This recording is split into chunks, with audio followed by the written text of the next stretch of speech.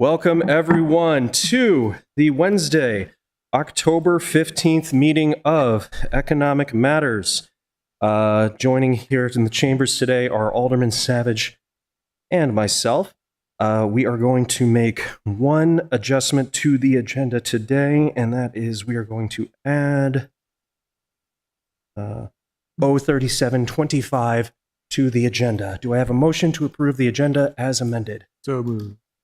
I will second. All in favor? Aye. Ms. Jackson, I do not have the agenda in front of me. Can you please tell me what's first up? All right. Up next is the minutes for our September 17th meeting of Economic Matters. Did you roll? Yes. Up next is the approval of the minutes for our September 17th meeting of Economic Matters. Can I get a motion to approve? So moved. I will second. All in favor? Aye. Up next, appointments and reappointments. First, the appointment of Mr. Stuart Cohen to the Alcohol Beverage Control Board. Mr. Cohen, come up to the table, sir. Welcome, sir. Thank you so much for joining us today. Oh, These usually are, Yes. and I apologize for the late start. I got stuck on a bus.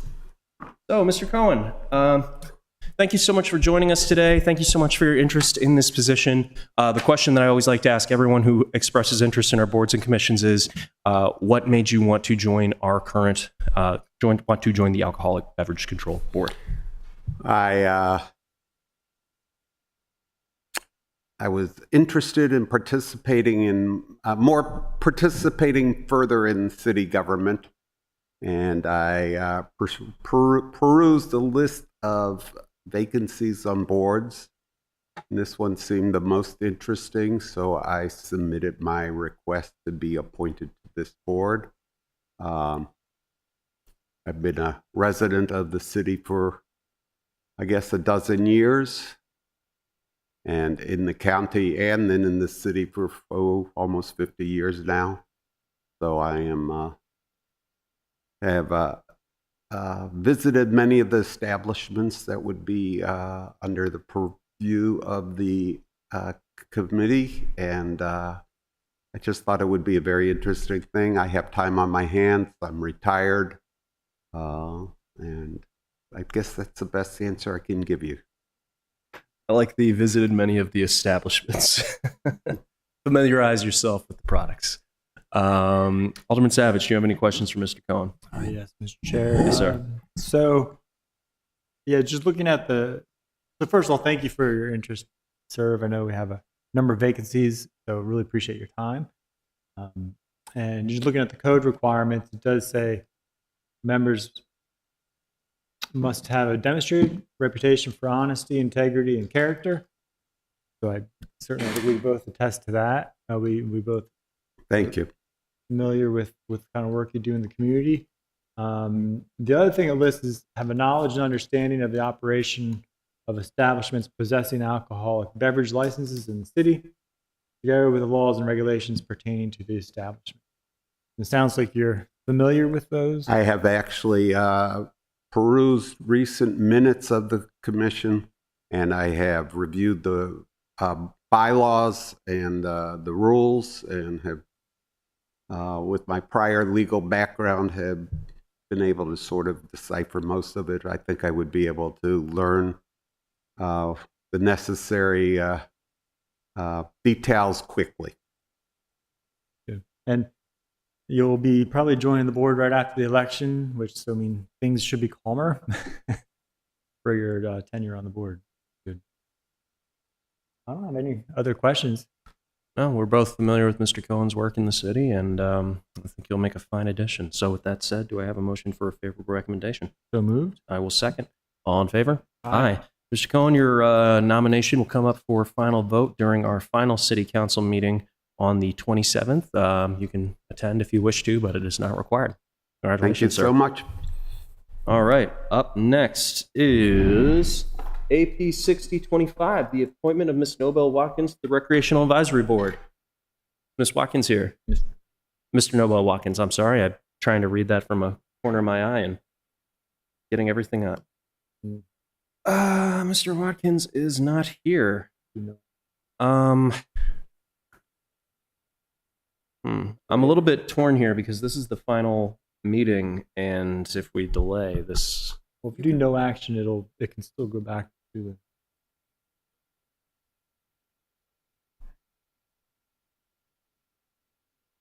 Oh, that's right. We were a little preoccupied. Yeah. yeah. But yeah, let's get him. All right, so let's take no action tonight. For those who missed that, we can take no action tonight and request that Mr. Watkins come to the meeting on October 24th. And that should give us our opportunity, or October 27th, and that should give us our opportunity to interview and ask any questions that we have of Mr. Watkins. So are you agreeable to that? All right, so that said, can I get a motion for no action on Mr. Watkins and then we can request that he attend the next meeting? So moved. Second, all in favor? Aye. All right, up next, 03325, lease of city property Market House. Ms. Leonard, everybody, come on up.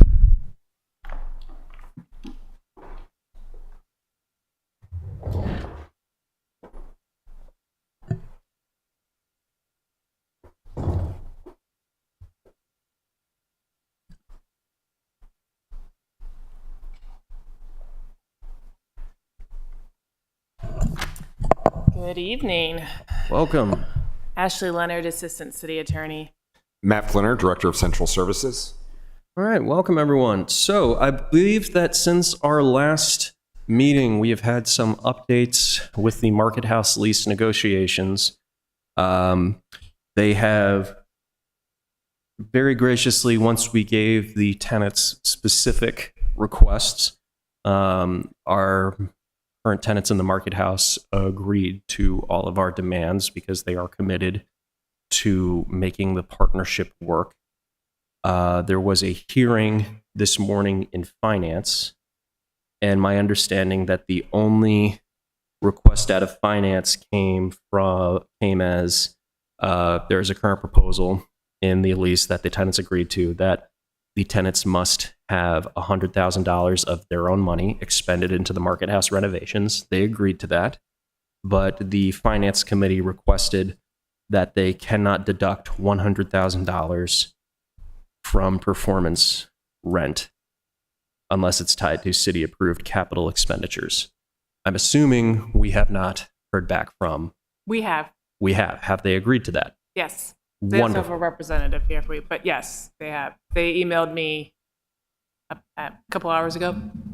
Wonderful. I think that is a very positive sign to show that the tenants have been nothing but agreeable and willing to be good partners with the city. Would you please introduce yourself, name and address for the Keith record?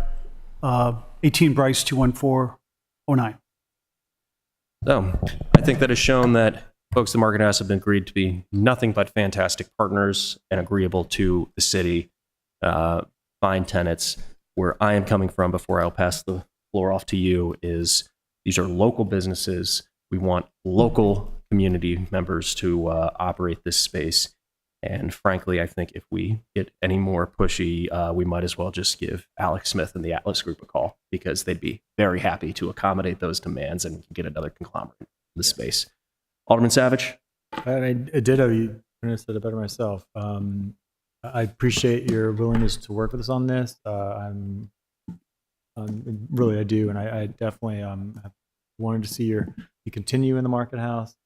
I had the vote 8 years ago to get you in there, and people at the time thought it was a risk, but I think it turned out very well. So with that, I'm very good with the new terms. And Alderman Gay, I think, has been chomping at the bit to vote yes before even all of us. So I won't speak fully for him, but I think he would agree. So can I get a motion for a favorable recommendation on 03325? So moved. Second, all in favor? Aye. All righty, up next, 03725. Added to the agenda, City Capital Facilities Charges Payment Plan. This is my legislation, 03725.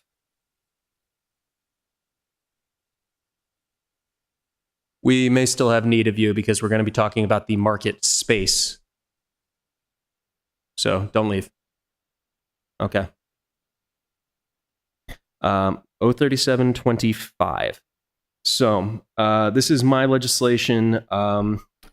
The premise, the synopsis of this legislation is that for small developments that we defined as 6 or fewer dwellings, that you would be allowed to pay the water sewer installation fee before you are issued the residency and occupancy permit, rather than all upfront like we currently do.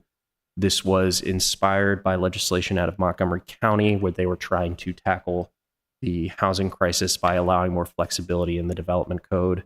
I think this is very relevant because we just on Monday approved the Tyler Avenue plan, which is trying to encourage small-scale development of 6 or fewer units on those lots. And as we try to find small missing middle housing, duplexes, triplexes, row homes in more areas of the city that can potentially accommodate our affordable housing challenges, I think legislation like this is a small but necessary step to encourage small community developers rather than large, big players. And what I always like to bring up when it comes to small developments is it's very easy to finance building one detached single-family home. It's very easy to finance building one large subdivision. It's very easy to finance building one large apartment complex. It's very difficult to finance building a couple smaller units because that market has been pushed out due to zoning laws in so many jurisdictions. So everything that makes it easier is appreciated. And I don't know if you received a letter of support from the Maryland Builders Association earlier today to kind of get into a little bit more details on how that financing can really help out these smaller projects. But I appreciate their knowledge on the subject, and happy to answer any questions you might have. Yeah, and it sounds like from the staff report, there are no concerns from staff's end. And is that your understanding too? Yeah, this was a lot of back and forth negotiation with our planning and zoning director. I originally submitted as close to a carbon copy as you can get from what Montgomery County did. Our planning and zoning director did not like that. But after negotiating, 6 units was a pretty good agreement upon a pretty good compromise between us because of the Tyler Avenue project and some of the next steps that we want to hopefully encourage for missing middle housing in the Seems future. like good timing. Could you explain more? It says it does include a fine if the buildings are properties occupied prior to the payment of the facility fee. That was a suggestion from the planning and zoning director. The original legislation didn't come with any, or when the original legislation that I had drafted didn't come with any penalties. And he wanted to make sure that it came with penalties for if a builder tried to get one over on us and put in residents before they had paid their connection fees. And I thought that was a good idea because we still do need to collect our fees. We are still building some infrastructure when they put this when they put these hookups in. So we do have to get a little bit of something to compensate for that. And I thought the fine was a good way to make sure that they're still playing ball, but we still give them that flexibility. Yeah, I mean, they still have to pay it. It's just delayed, right? Yeah, it's just at the back end. And part of the rationale was when you're building it at that later stage, you've already sold it, built it, got everything financed, and things are more secure. Yeah. So more people are willing to invest in your project. I see. That's a good point. Well, it makes sense. I think it's really good timing, and happy to support. Excellent. Do you have any further questions? No, sir. All right. So can I get a motion for a favorable recommendation? So moved. Second, all in favor? Aye. All right. Up next, for general discussions, we are going to have two pieces for general discussion tonight. First will be the lease negotiations around the market space. And then next will be the general economic development update. We do have representatives here from the market space. So I am going to invite them to the table first. And then I am going to ask city staff to give us some updates on where we are with negotiations, any potential responses to concerns that were brought forward. And we can hopefully have this ready and put to bed by our next council meeting.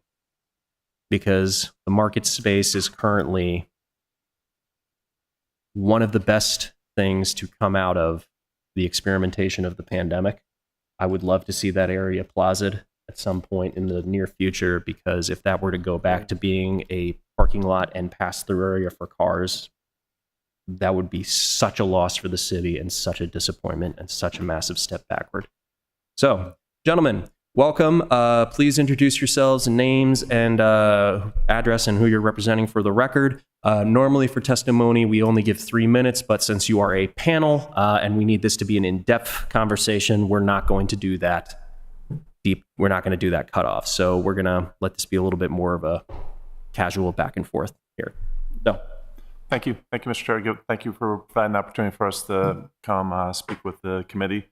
My name's Chris Hannan, spelled Hannan. I live at 154 Drexel Drive in Severna Park, and I'm one of the 3 co-owners of McGarvey's. Kevin Havens, 359 Preston Field Lane, Severna Park. I'm also one of the owners of McGarvey's. Kenny Pemberton, Pemleton, 3501 Kingsley Court, Pasadena, representing one of the owners of Iron Rooster. welcome, gentlemen. So before we get started, could you please also state who some of the other businesses in the market space are? Of course, the Middleton's Tavern. There's McGarvey's, Iron Rooster, Federal House, and Market House. And it's always good to clarify, sometimes Market House is conflated with Market Space, which in some of the documents is being referred to as Market Plaza. Market Plaza is a much better. Preferred term. Yeah, Market Plaza. Just do a resolution. Yeah, that's a good idea. All right, we're going to call it Market Plaza instead of Space. That sounds great. Feels very European. Yeah, that's much better branding. Okay. Okay, so gentlemen, if you can please give us a little bit of a timeline from your perspective on the background on the, for lack of a better word, kerfuffle. And I think especially around the bag meter rate. And what I really want to get into is the target for what still works for the Market Plaza businesses. Because as we all know, if we can't make the plaza profitable for the businesses, they will pull out and it goes back to being a parking lot. Certainly. The history goes back to 2020 during the pandemic, when there was considerations working with the city for the tenants to take advantage of outdoor dining. I do have a map, if it's necessary at all. I just did Google, because Markets Plaza is quite unique in that the businesses don't have their own parking spots in front of them.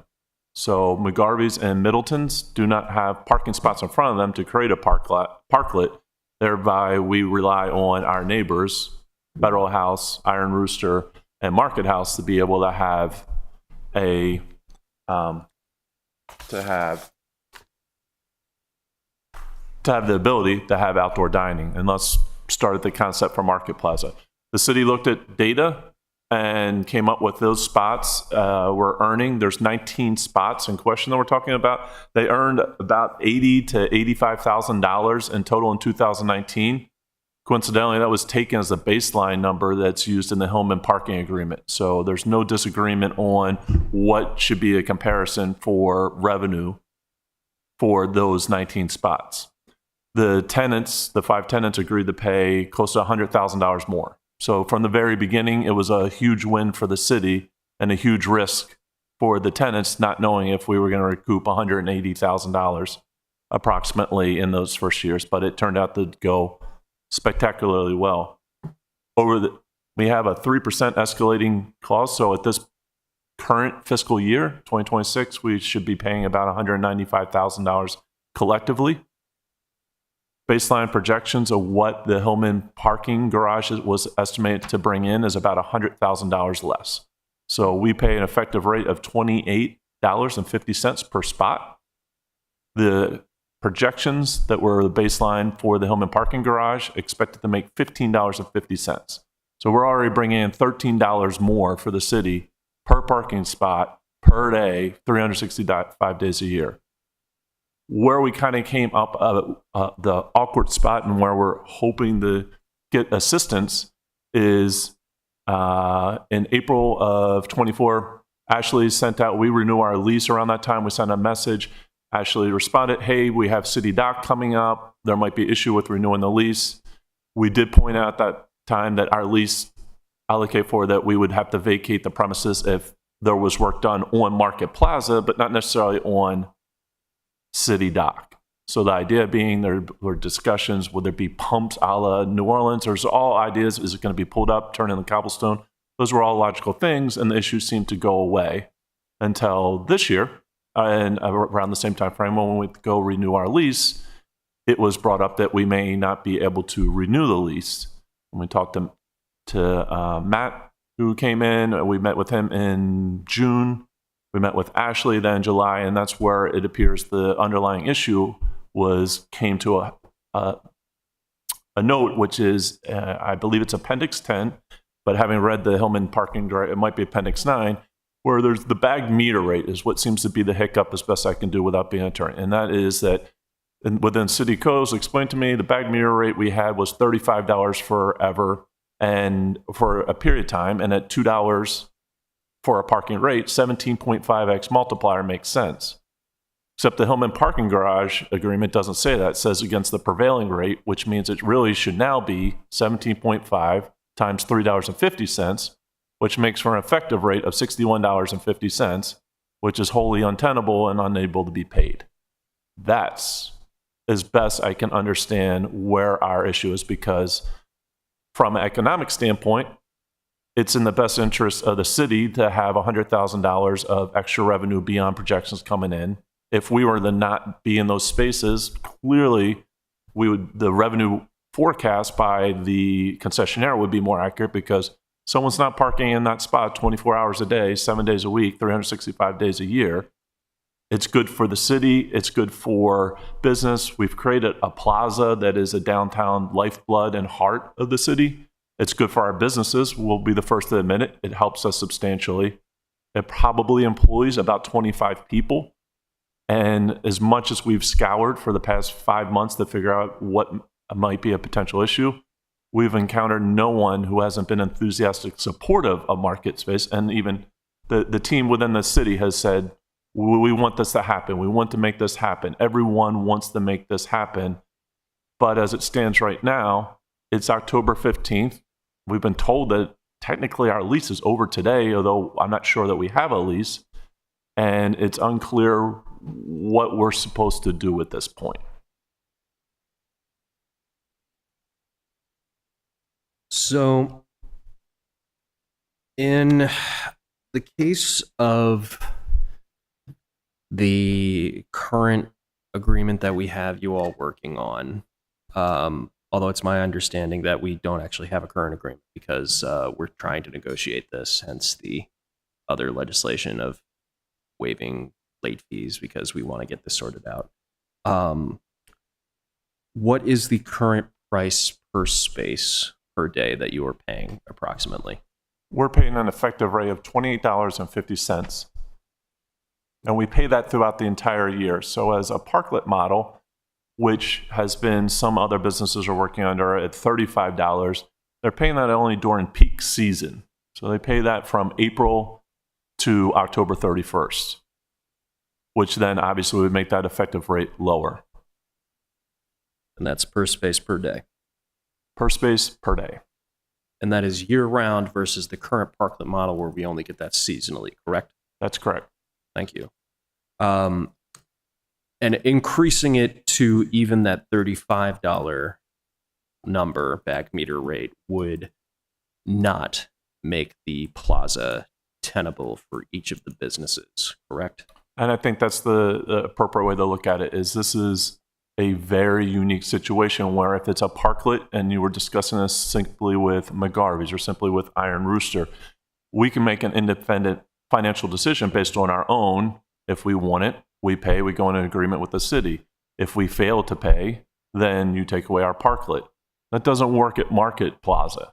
The problem is that what may work for McGarvey's doesn't necessarily work for Market House or for Middleton's or Federal House, is that we're not privy to everyone's particular financial situation. So for us to get to a table to agree is catching lightning in a bottle, and that's kind of why the rest of them haven't appeared, is that, for lack of a better term, McGarvey's has been elected to kind of lead and be one representative voice, but understanding or hopefully portraying to everyone that what may be good for one business isn't really good for the rest of them, and we're not in a position to be able to speak for those businesses.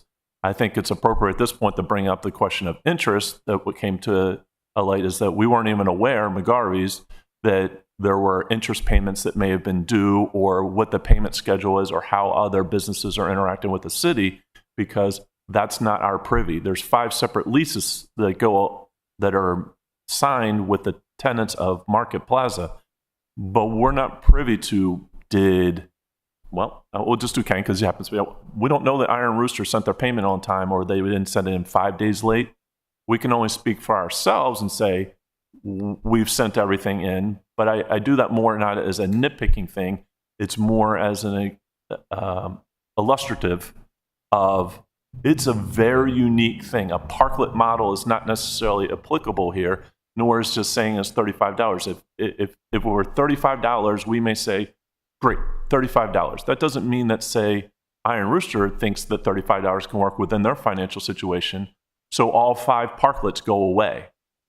So the solution we've been asking for and proffering is within Section 10 or Appendix 10B of the Hillman Parking Garage. It does allow for an exemption to that rate if it's deemed that it would be financially better in the interest of the city and the concessionaire to continue with the parking rates that are in place. $28.50 is better than $15.50 no matter how you cut it, and we already have an existing framework to work within that. That would be our preferred method to go. But that's your long-winded answer to, does 35 work for everyone? No, is what they've personally communicated to us. But more importantly, we couldn't even tell you if that's the case. There's no way we would be able to tell you if that's accurate or not. And for me to put it in my own simplified, just got back from the hills of Maine way,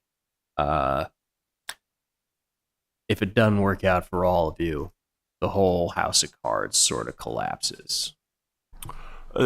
That sounds great. The people from Maine clearly have it down pat. If it doesn't work for one of us, it probably doesn't work. That means all of us would have to assume, obviously, 25% more payments. And then it's a cascading effect, is that all of them would fall if one of these can't make it work. And they've given their commitment that as they've assigned the lease, the projected payments, the escalating 3% per year, which takes it over $40 in the next 20 years for those spots, that they've agreed that they can make that work. But the communication has been that 35 doesn't. And again, that doesn't even matter that if they say they can, and suppose one business were to be able to get into an issue, it could be as simple as a health issue or something else that happens to a small business, that affects the 4 of us. So even if they agree that they could do 35, that doesn't mean necessarily if they do that they'll be able to fulfill it. And thereby the entire Market Plaza goes away because one business wasn't able to fulfill a contractual obligation. I keep referring to that more to just say it's a very unique beast that's not as simple as a $35 citywide or at least historic district wide parking rate for a bagged meter. We have something that's working right now. Let's just keep going with it and request an exemption under 10B. That is all of the questions that I have. Alderman Savage, do you have any questions for the Market Plaza? Yes. I entirely support what you're doing. I guess, yeah, a couple questions. And it seems like, just again, I'll repeat this as often as I need to, but we have learned with Hillman Garage that it's very rarely filled. It's only filled, the only month it was filled the past 3 months. Well, from June, July, August was August, and that was only 3 times that month, and that was from about sometime in the afternoon. So my point with that is most of the time there's plenty of capacity in that garage, and I think that means we also have plenty of flexibility with parking spaces down there as far as whether or not we actually have them or need them. And so, yeah, so I guess, because it sounds like that's one of the hangups, is there's something with the contract with Premium that's preventing Medco. So also, and I will have a question for you, Ms. Leonard. Thank you for coming up. But I have questions for you all still first. How's your business done? Business done like without the car parking there? Because I know we do often hear from businesses they don't want to lose any kind of street parking. Have you seen it? Has it been a bonus for your, or a hindrance to your business? I think there's 3 answers, and thank you for asking the question. Is that one, we advocated that it's great to have a pedestrian zone as your downtown center. That's in keeping with what every modern city is looking to achieve, not to take away pedestrian zones so they can put in 19 parking spots. Anecdotally, those spots were rarely, if ever, filled by customers, and that often staff would take the spots, look for the meter enforcer to come out, and just pay ahead of that time. So it was never particularly useful for our customers. But I think the boat show is probably your clearest example, is where we wipe out all that parking. And I think everyone would say their revenues are some of, if not the highest point of the year during that time. So parking is not critical for what we're trying to do. And I think that goes to the plan of even City Dock of making pedestrian zones, is that we can figure out how to get people downtown. And I interestingly did see your testimony in the March 29th, I think, council meeting, where you did point out, I think it was for a couple hours on a Saturday afternoon is the only time Hillman Garage is full. So it's not even a matter of we're taking away particular spots. They're just being moved into Hillman Garage at $100,000 bonus or waterfall payment beyond the projections or what could reasonably be expected to be generated from those spots. So again, we keep going. It's a win-win-win-win-win. It's even a win for Medco. Yeah. Oh, yeah. I mean, I wish you could. Medco's refusing to share that information with the council, but based on what we know, it's been even more successful than they projected. Tells me they should have flexibility.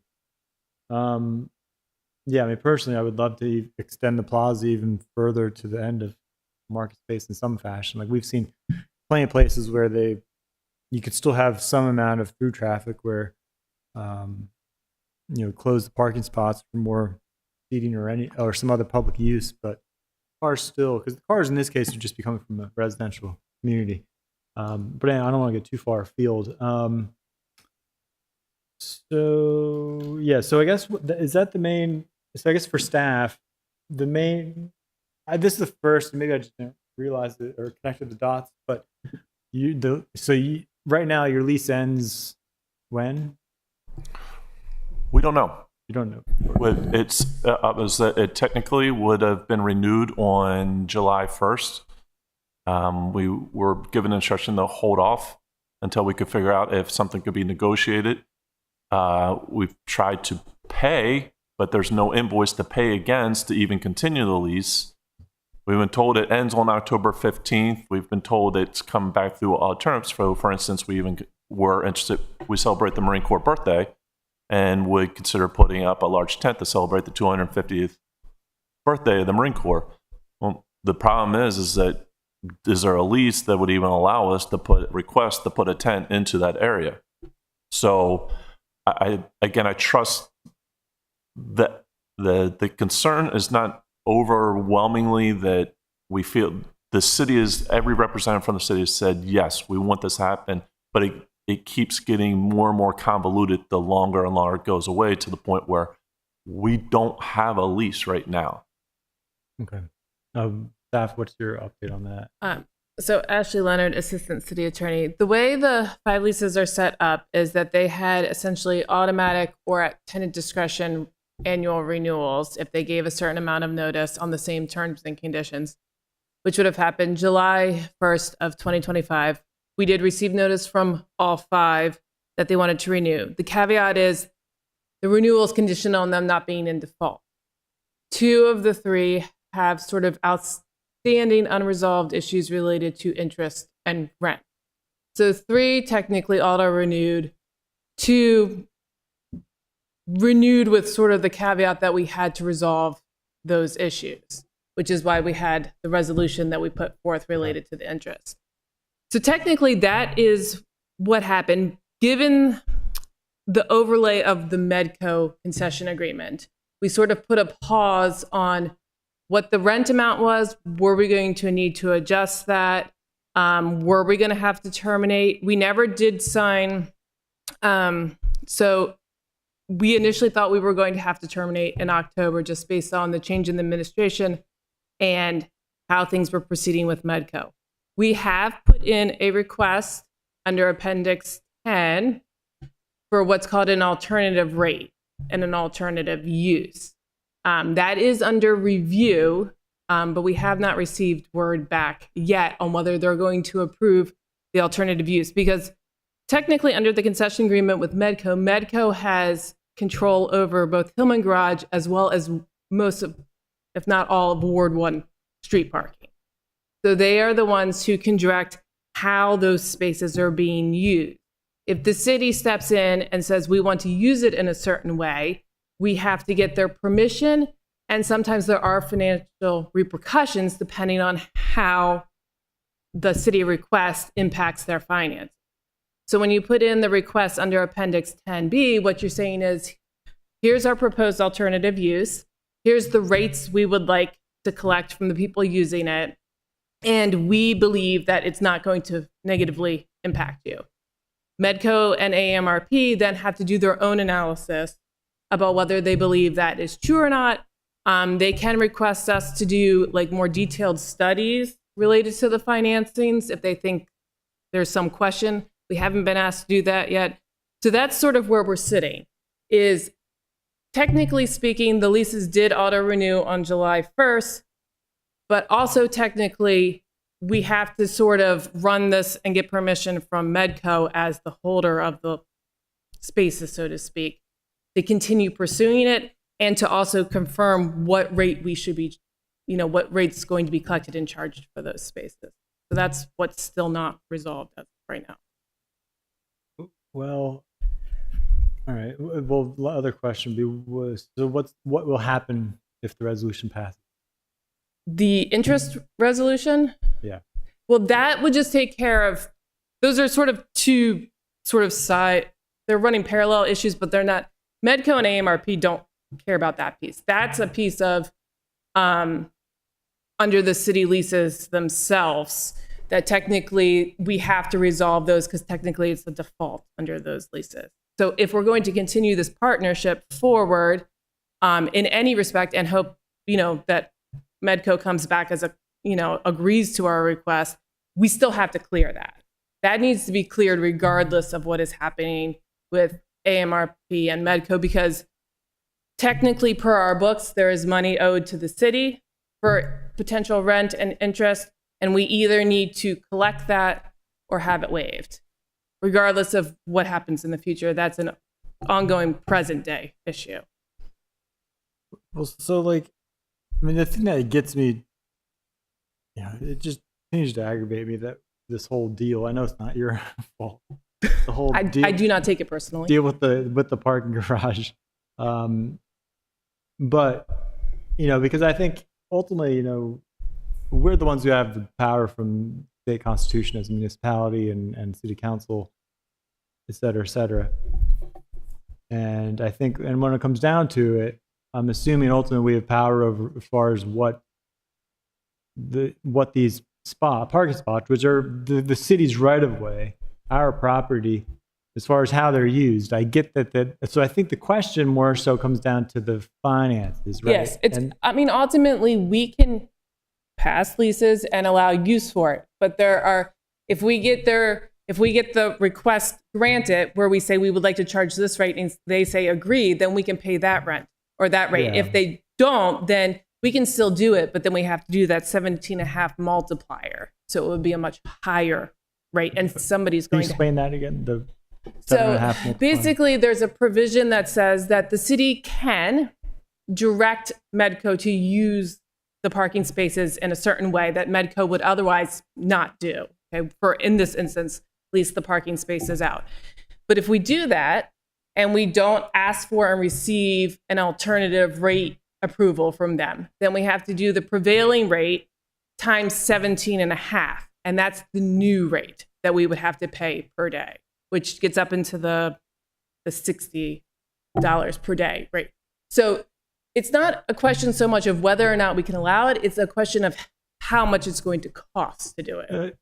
Okay. Well, but my point and is, potentially cost the city because no, but we would be on the hook to pay the 17.5. okay. But my point is though, like with all my leading question there is like, we know they've told us repeatedly, oh, the parking garage is doing better than we thought, right?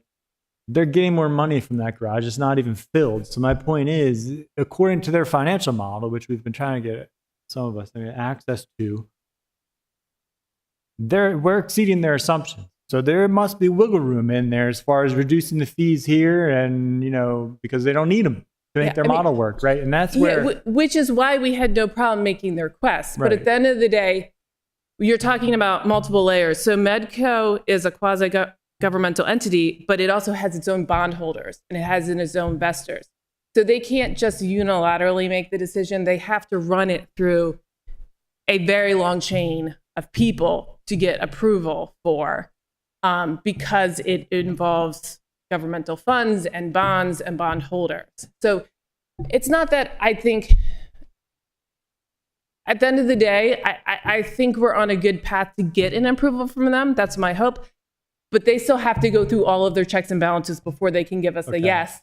And legally, I can't say we have the yes until it's in writing. and as far as the waterfall, is that waterfall just on the garage, or is it on all the parking assets in their area? It's everything.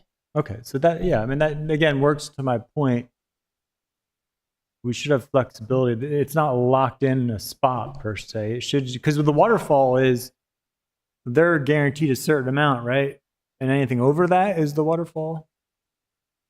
You're asking a lawyer for finances. It's the waterfall is like, yes, they get locked in for a certain amount. They have to cover all their costs in a certain amount. And then in excess, if there's extra a waterfall, then it comes back to us. Right. Because if it's assuming like, but there's no guarantee to the city. no, I get that, but I'm just, but as long as they're getting their minimum for the waterfall, we have all this other room to play with as far as the waterfall money that's actually coming towards us. So I think as a council, we just have to figure out in the end, because in the end, it's not going to, even if we change these prices, it's not going to matter. We lower them, raise them up, because most likely, not a lot of spots, most likely we will still hit that waterfall. They will still hit their minimum cap because they're still going to make enough money. They're not going to see a difference. We're not going to see a difference. The waterfall is the waterfall. And so I guess, again, we can use that how we see fit. So at this point, I'm kind of like inclined to, if we pass, and we probably will pass the resolution, but what do we need to do to allow them to continue to use the space? Could there's one interesting point in this, is that I've done the financial modeling for them because they provided it all in their solicitation to bondholders. So that's why I keep coming back, is that it's not even a matter of the city is giving this 5 tenants a break.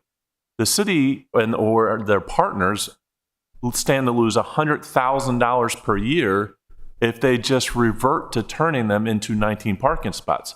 So it's not even a question, should it be 35, 51? It's going, if we weren't there paying $28.50 per day, 365 days a year, based on their own assumptions and projections, they would be making $15.50 per spot. That's $100,000 per year, or $3 million over a 30-year agreement over the Hillman parking garage. This isn't even a question, are we getting a discount rate? The question is, do you want to throw the baby out with the bathwater? We're overpaying. Does their money?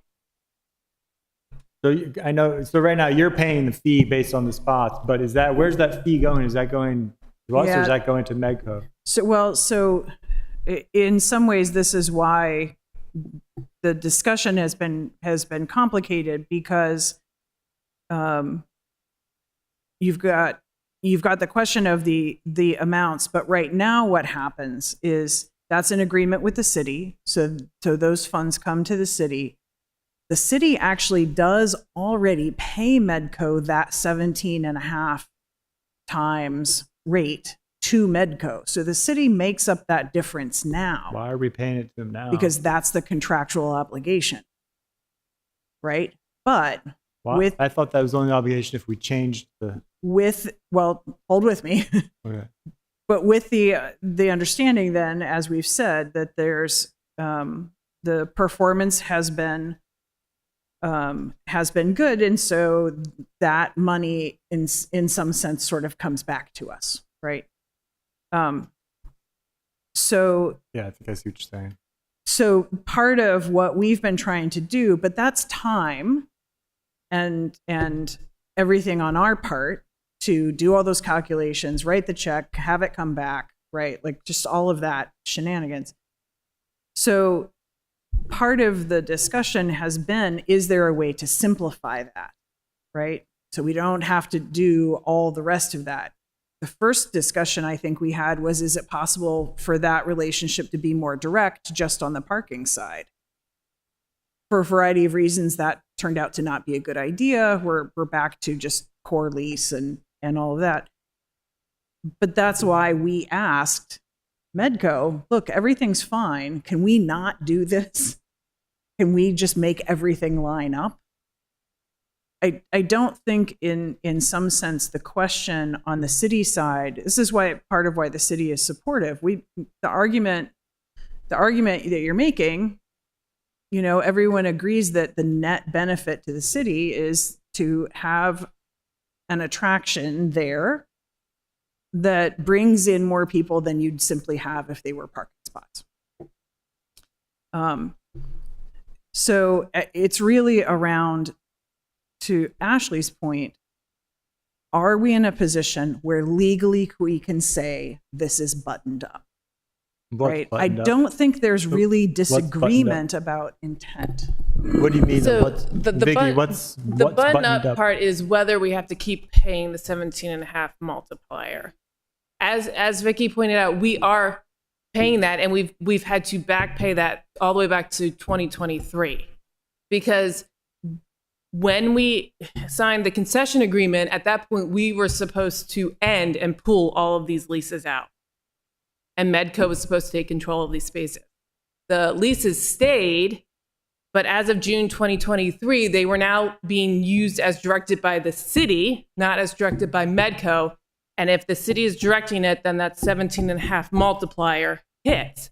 So we've had to pay the 17.5 multiplier since June of 2023. And how much money is that? I don't know. And again, most of it is coming back because the financials are good. So we're having to spend staff and administrative time to do the calculations and pay the money and then wait for it to come back around and put it back in pots. So there's a lot of just. I mean, it doesn't sound like a relatively huge amount of money for the city. 17% is probably, as you mentioned, I think you probably have some of it calculated. They started paying, because theirs goes up every year. So they've been paying in the 20s, $20 per space per day rate. We're having to cover closer to $60. Why is it going up every year? Theirs goes up every year. They have an Why? escalator. Our lease is escalating 3%. Yeah, they have and an escalator. And to be Why- clear, that number's $28.50. I'm confused though. So, but you're paying for the replaced parking revenue, the fee, the parking. The way fee we to use negotiated those- the lease was a pure rent. It wasn't based on parking. So when we negotiated the lease with them, it was based on we came up with a sort of they ran their numbers, what they could do. They put a proposal forward, completely separate number that had nothing to do with any adopted rates. I guess I'm kind of curious, like what do we require them to pay in the lease, and what do the spaces actually cost, which is plus the 10%, which is what we have to pay. No, we have to pay 17.5 times the prevailing rate, which is around $3 and change. Prevailing rate of The space. Space. So like if you were to go pay like the hourly space Yeah. rate, we have to pay 17.5 times that rate. That's what Yeah. we're paying to Medco. They are paying us, as of this year, $28.50 per day. So we've had to make up the difference between what they're paying under the lease and what 17.5 times the prevailing rate is. The city is covering Yeah. that gap. Well, what's that difference? That's what I'm interested in. It's about $30 per day, per space, right? I don't know. So Again, I'm not the financial. Dr. Moraine or Director Moraine would have all the numbers, but we're talking about maybe not quite double, but around there. Well, last thing I had, Mr. Chair, was just like I want to figure out how my bottom line. I think for both of us, we want to see the lease continue. But how do we make that happen? I would say first we have to clear up the interest issue, because that's Well, yeah, okay, so that's the first If one. that passes, what do we do? What do we need if to we do? clear up the interest, then we would probably need to do well, for right now, with their leases would run as written through June 30th until the next renewal is Till due. this Yes, which they would need to renew in about April.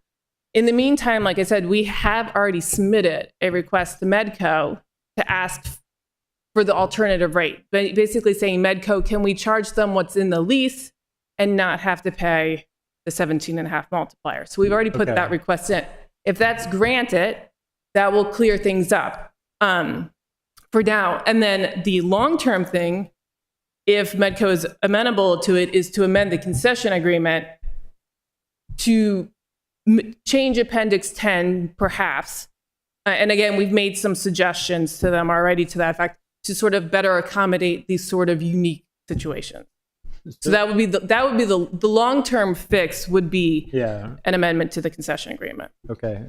So, just for my clarification, you said the lease is now continuing until next June, correct? Correct. Provided, well, for 3 of them for sure, and the other 2, we need to clear up the interest, and then they can continue. Yes. So, this is kind of showing and highlighting a lot of my frustrations that are emerging out of Medco, where I feel like they're not being good partners to us. And the continuing emergence of, if they're willing to, if.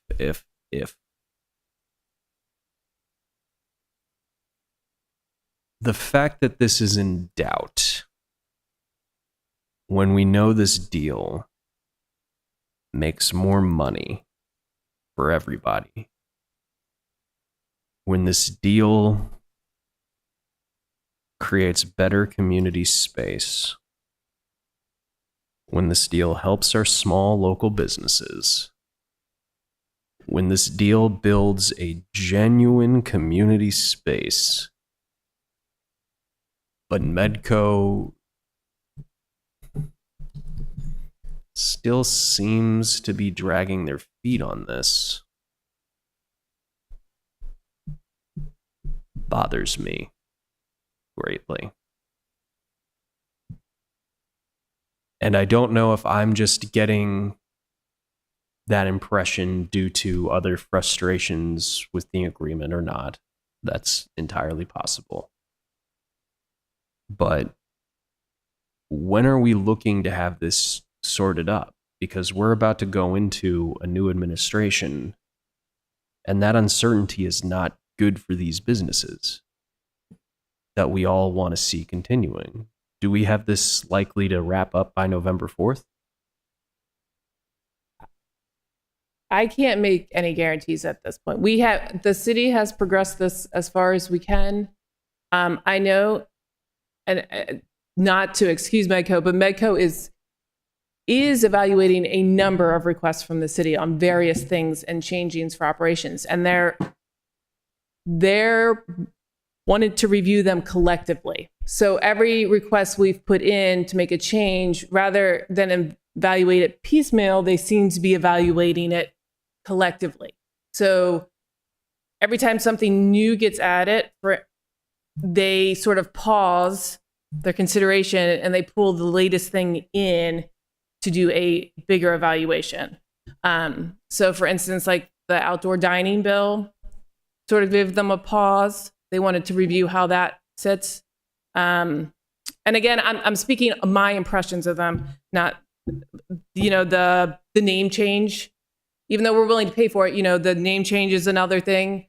The scope of work, there's been changes in scopes of work. There's been changes in fees. So every time there's been I would say a good amount of that within the last year.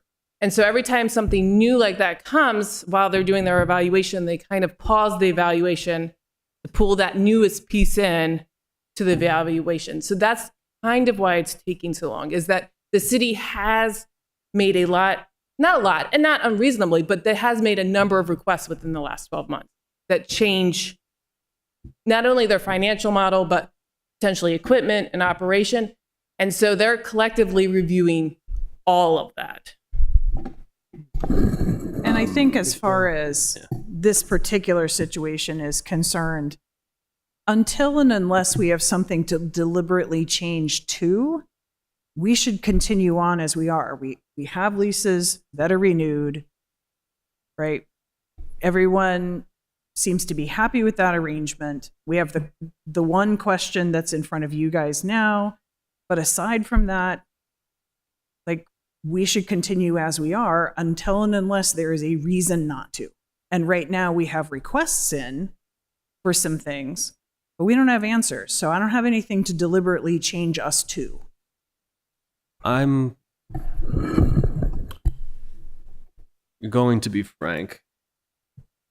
This is kind of my line in the sand with Medco, where if they don't play ball with us on this, I'm getting to the point where I want to rip the dang contract up and do the divorce papers. Because for the past 2, 3, however many years, I have felt taken advantage of. And I've hit a point where this has become the hill I want to die on.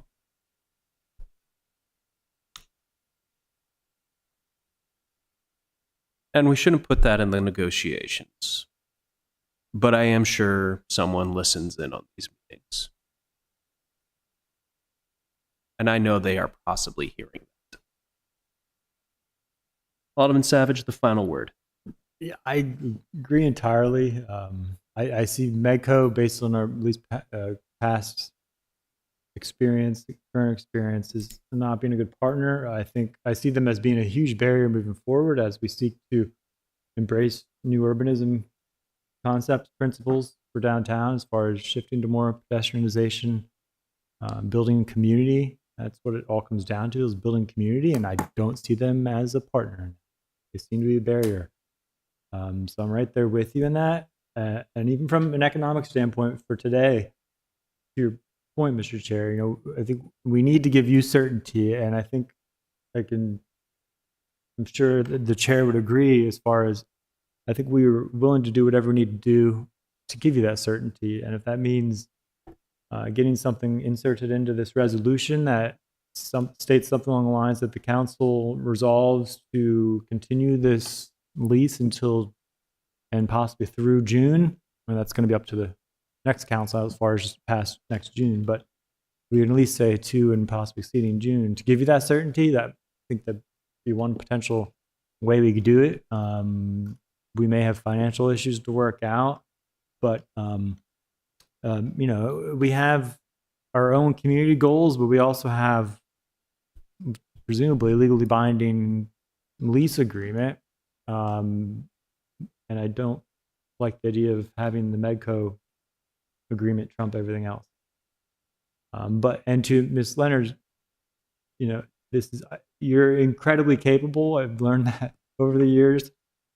This seems like a full-time job dealing with Medco. I mean, I'm seriously just hurting me. Like maybe we need to, if we continue with Medco, and even if we don't, we might need to look at getting a third party to kind of work with them through these things, like some legal firm that's going to actually have not just one staff who has a lot of other things to do working on it. Because again, as we move forward, we're going to be having making even more changes to downtown parking.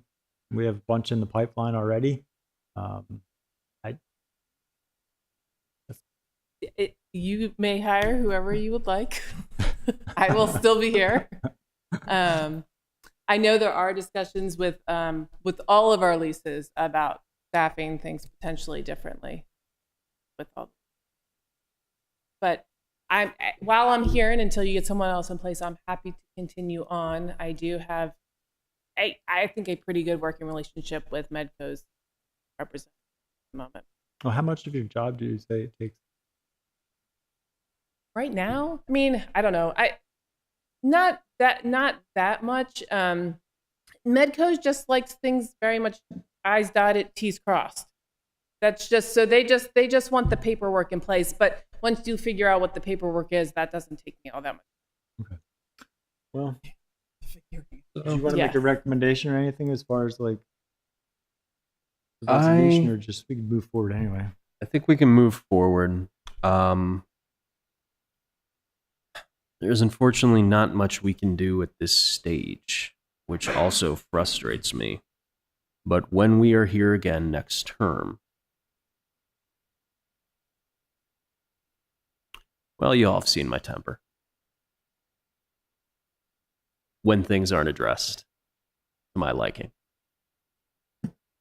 Can I make one request? Certainly. For Ms. Reuter?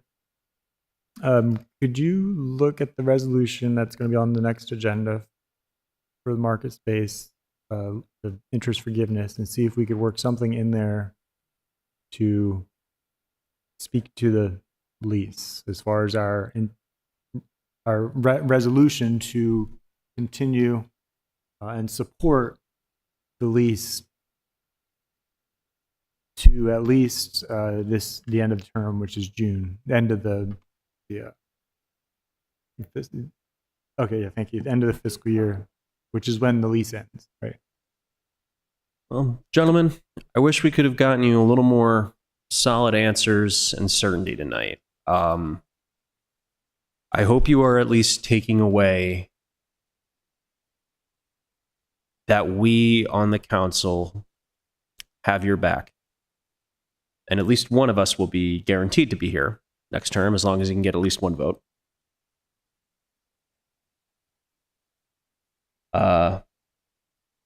And should I return, I will be fully in your corner again.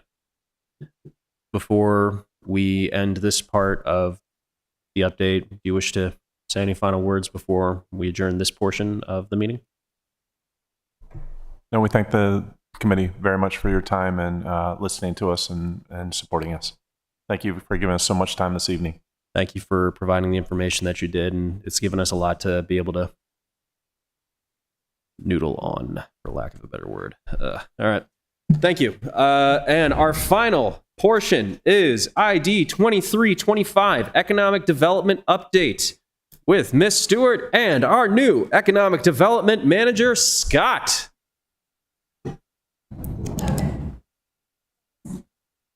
We'll start with the introductions.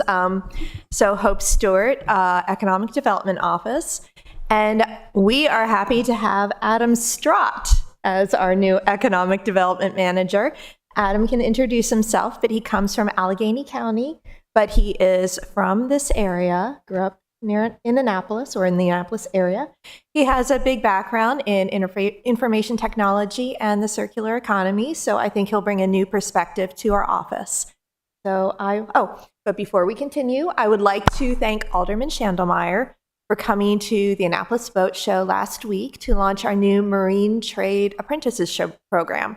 So we're very excited to get that off the ground. Thank you. For your update, Alderman Savage, last Friday, we formally launched the apprenticeship program that we've been working on for the past 4 years. We already have one very excited young man who has signed up for an apprenticeship program. I got the chance to meet him, talk a little bit about his goals and his background, and we are very excited to continue this. I've had meetings with the Seafarers Union, who reached out to me about interest with this program. The Maritime Retailers Association has reached out to me about this program. We are going to be looking for meetings with Dr. Bedell and Joanna Tobin, our school board representative, to find ways to get into the schools about this program.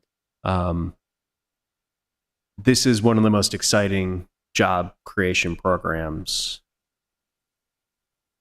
that we have launched in Annapolis, and I think this committee should be really proud of its work. And Ms. Stewart, you have been at the helm, to use, I believe, the proper boat term. Hooray!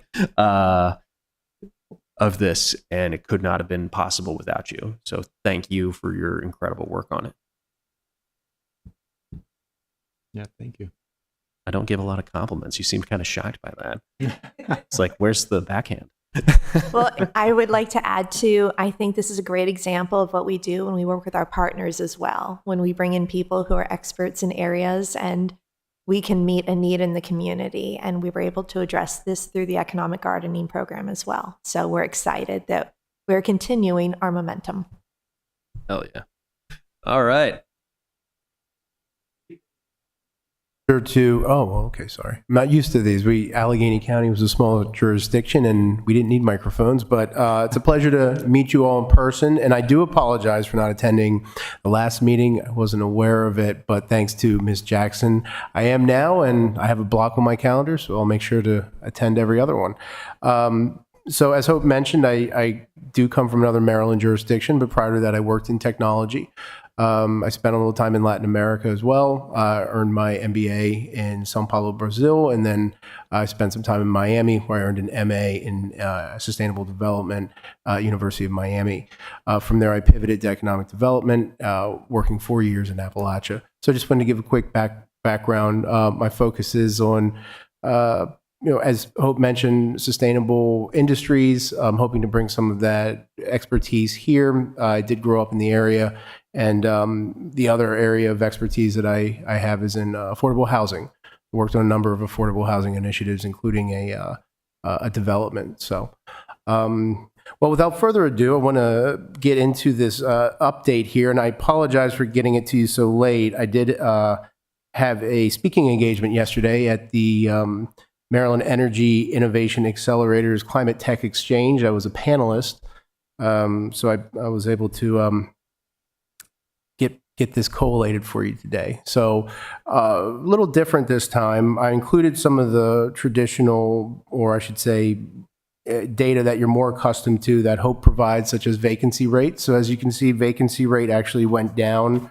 month over month from 4.7 to 4.6%, and that's for commercial real estate. Yep, I don't have a further breakdown than that, but I wanted to give you a little more context in terms of new businesses, because I know that you haven't had a report since July, I believe.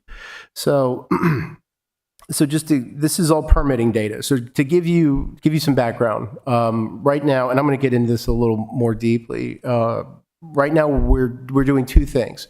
So we're onboarding a CRM, which will allow us to respond more effectively to constituent businesses' concerns. But to do that, we need a baseline data set. And Hope's been operating off of one that's pretty robust, but it's not a living document like the permitting data is.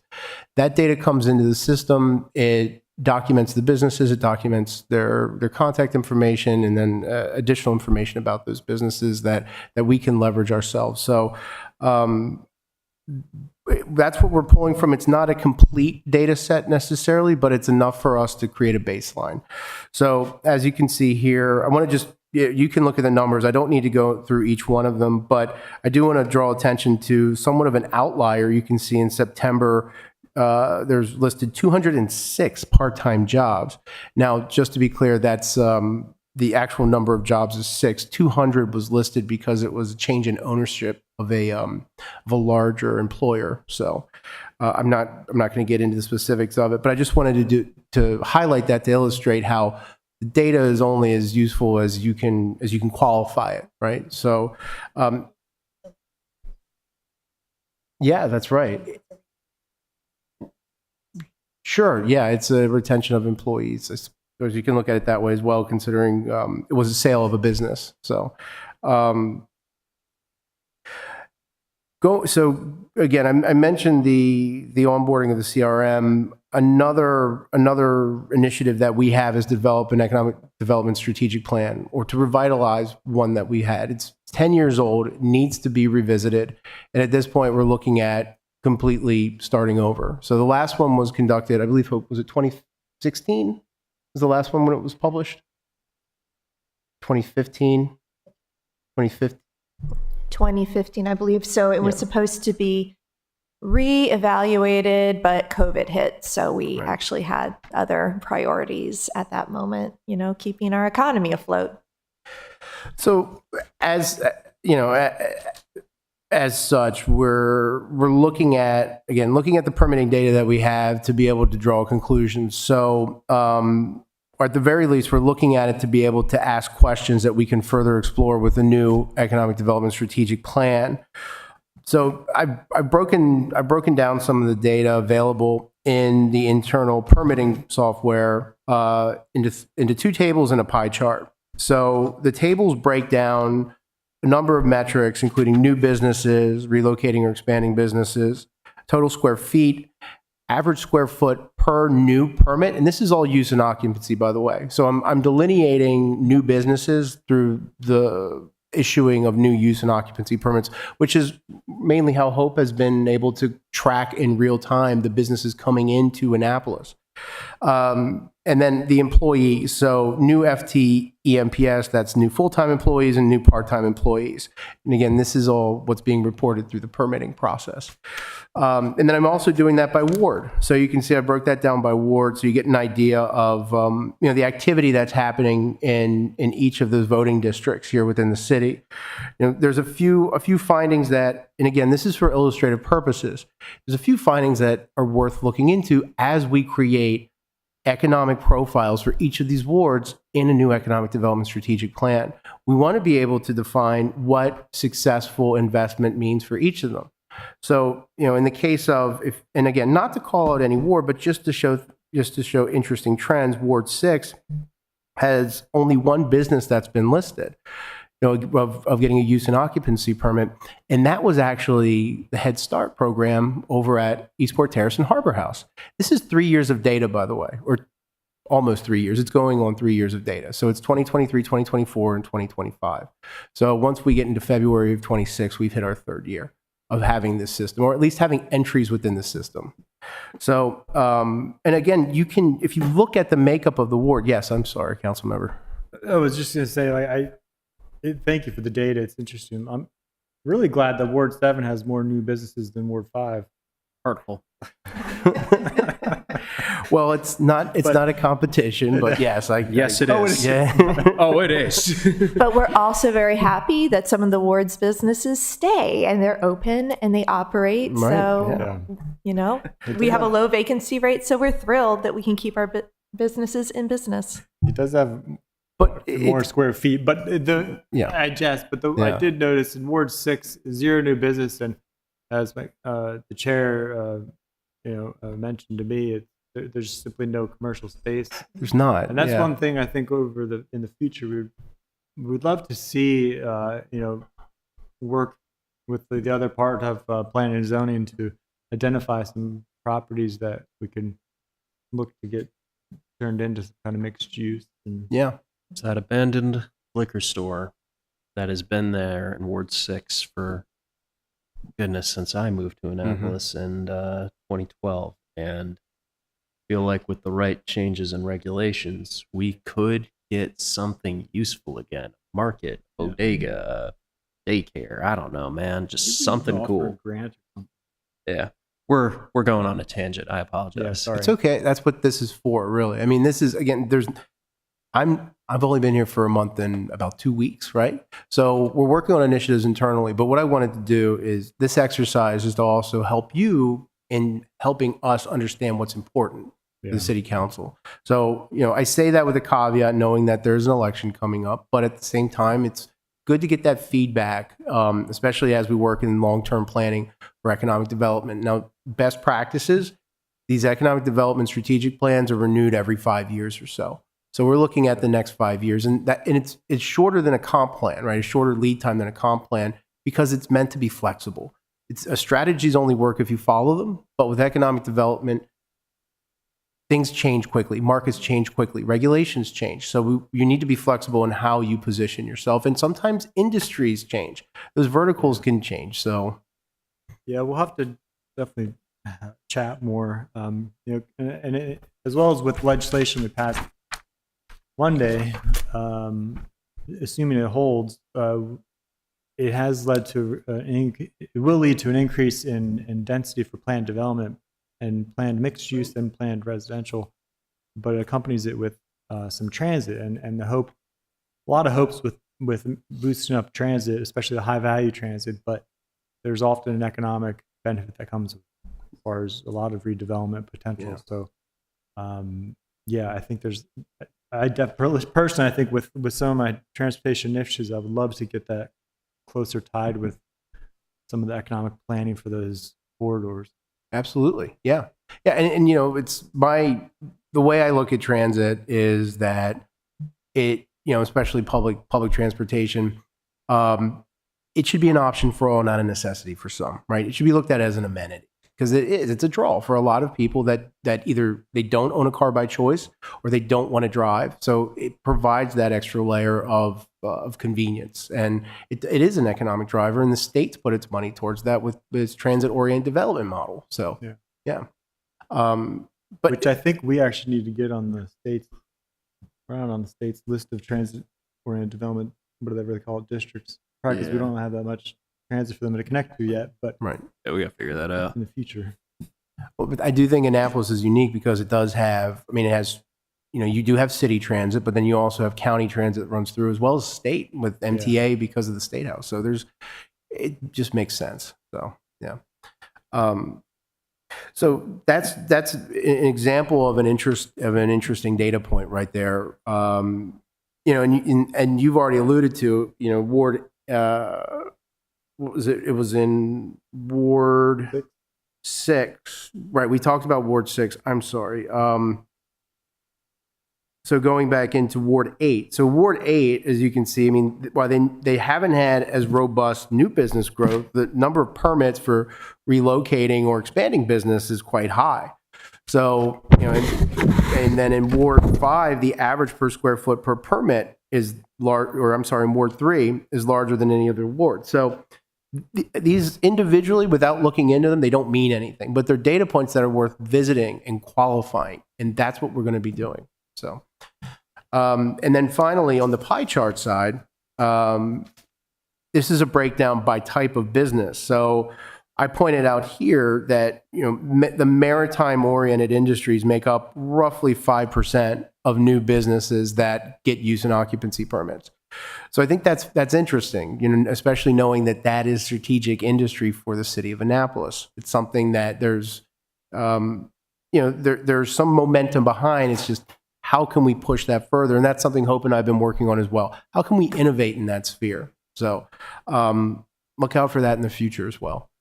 And then finally, if you look at just commercial, right, which has a lot of turnover, 41.4% of all use and occupancy permits, general office, right, commercial office. So still makes up the largest bulk of what permitting is doing, is just getting, in terms of use and occupancy, it's a lot of that's going to be turnover of office space. So, yeah. All right. So I'm going to ask a couple questions and make a couple points, I suppose, and then I'll pass it off to you, Alderman Savage. I really appreciate how you broke down the industries and permits that we've had since 2023 and to today, October 2025. I think this is an absolutely fascinating chart and data point that we have never had handed off to us in a meeting before. It really gives us a good snapshot of the economic health and growth of the city. The maritime industry going into approximately 5% of the city. It's new economic growth. Has that seen, goodness, when did we launch the economic development program? That was around 2023, correct, Ms. Stewart? Which economic development? The economic gardening, or? Yeah, the first economic gardening program. Ooh. I believe the first year we did the Was pilot it- was 2023, right? Yeah, I would say 2023 sounds right. Yeah, Do, it was specifically for the maritime businesses. do you have any idea of how that compares to years in the past? I think a good indicator of was that particularly successful. Not that we need to totally abandon it if it wasn't, but do we have any idea of how it compared to maritime industry growth before that? And if you don't know off the top of your head, that's very understandable. But if you could potentially find that information, I would greatly appreciate it, because if we could point to this was maritime industry growth, I doubt we were growing a lot during the COVID era, but maybe before the COVID era, we were only growing at 3%, but we can point to with economic gardening, we were growing by that. Well, we can also survey the participants as well to find out how their businesses have grown since the economic gardening program, and the maritime industry in general. I guess we can look into that. And I'd still like to add, new businesses are important to track, but it really is important to remember the businesses that we retain. Yeah. So maybe if we only had 5% of new maritime businesses, the fact that we can keep our maritime businesses in operation is also important. And now that you said that, economic gardening wouldn't be relevant to new business growth, because that was focused on our existing entrepreneurs and existing businesses. So I don't know. Yeah, they would be probably expanding if we were able to get them to grow, Yeah, because the idea was that they would grow beyond stage 2. correct. And one thing to know, this is based on the data that we have available to us, right? The data that we have is mainly coming through permitting. So, or it's data that we would have to pay for. What's going to change now is that we're in a position to create our own proprietary data. So, thanks to Hope's line item on the budget for CRM, which we're onboarding now, we're going to have an interactive database where we're going to be able to log that information, and we can actually in real time look at that and compare. We didn't have that before.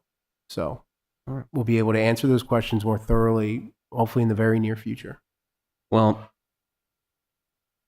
because this is our last Economic Matters meeting of this term, a lot of this is, should we return, and should I still be on this committee in the next term, which I do hope, maybe not as chair, but still on the committee in some capacity. There are two things that I would ask of you to take a look at, and how we can start making it easier for these types of businesses to come in grow and thrive in Annapolis. One of them is obviously maritime. The new workforce development apprenticeship program, very big. I would love to relaunch economic gardening in some capacity because I do think that was a very good program. And we will hopefully, as we continue these apprenticeship programs, be able to get more stage 2 companies into the city. And whether or not we just keep a little bit of money in the program, and if someone takes us up on the offer, great. And if someone doesn't, well, we just save that for the next year. So be it. But I would love to at least always have that on the back burner. But the other is daycare centers. We recently passed legislation streamlining and simplifying and cut a lot of the red tape to open and operate those in Annapolis. I believe the More Childcare Center, the More Daycares Act, was the only zoning text change in Annapolis to pass unanimously ever. But there's still a lot to do to make it easier. I don't know how much we can control at the city level, but any input or recommendations that you could offer would be greatly appreciated. And if you could talk to our daycare operators, both daycare group and daycare family, would be appreciated, because we need to make it easier for our working families to get childcare. It's very difficult with daycares because the market itself has sort of been disrupted to a degree. Costs scale directly with usage. So, Maryland regulation requires one provider for every 2 children under the age of 2.5. So as daycares start to take on, 3. It's 3. It's 3. Yes.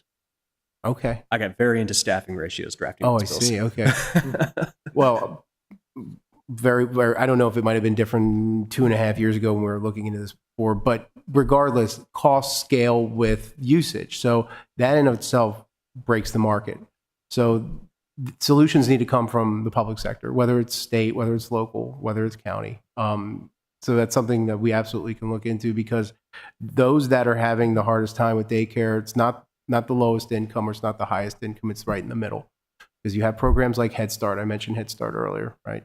And you have, if you're in the higher income spectrum, then you have the ability to have either at home or pay for a daycare that's more expensive. So daycare is incredibly expensive for a number of reasons. So we'll look into that, absolutely. Thank you. Yep. Alderman Savage? Just let's see. So just a recommendation.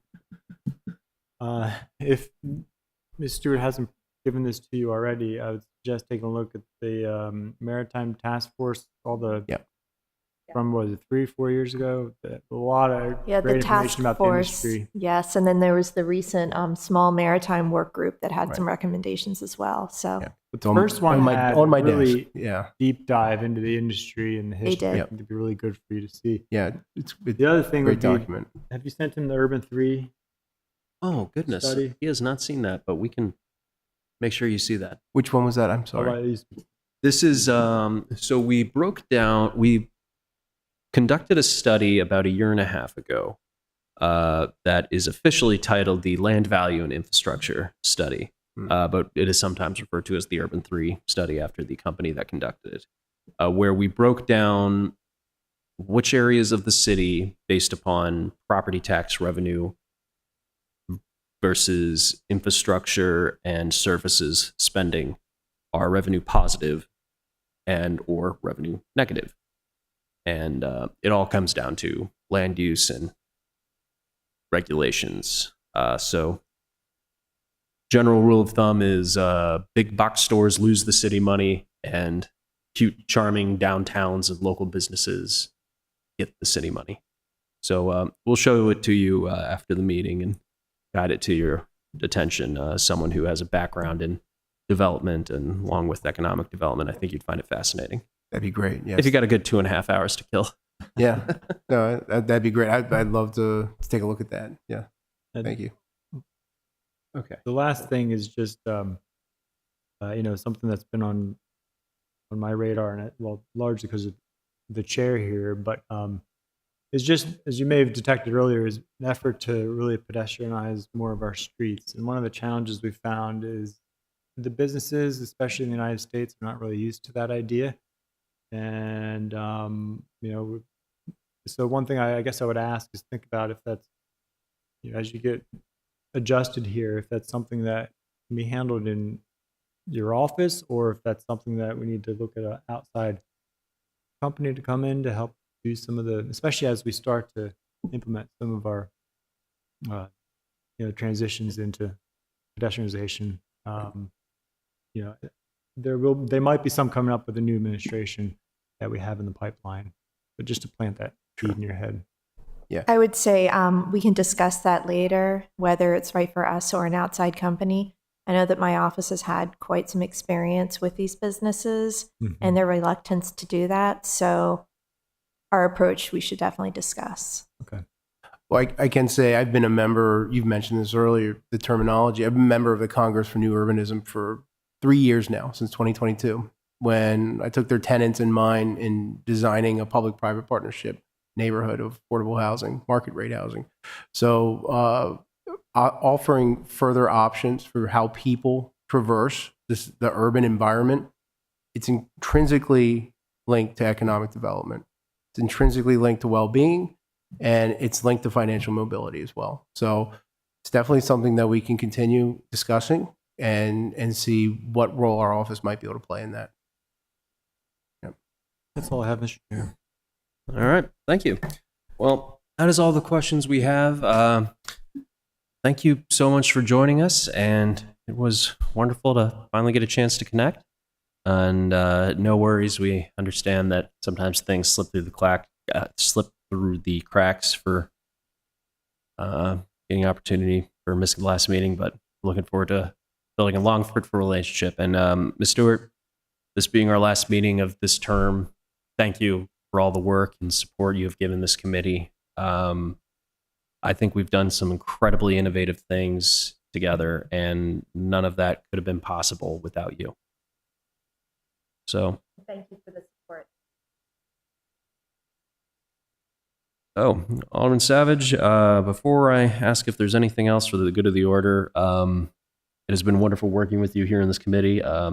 Wish Alderman Gay could have joined us, but it has been wonderful working with him. I think we turned to this committee from something that just sort of occasionally met into something that really looked for innovative solutions to our city's economic development needs.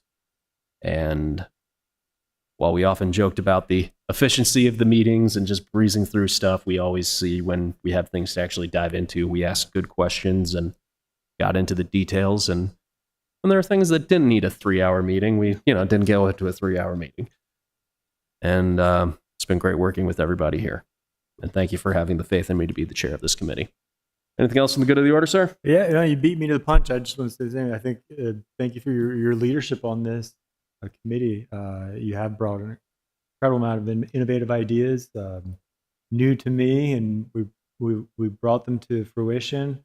I just want to thank you. I've learned a lot, so thank you for again, thank you for bringing that vision to the committee.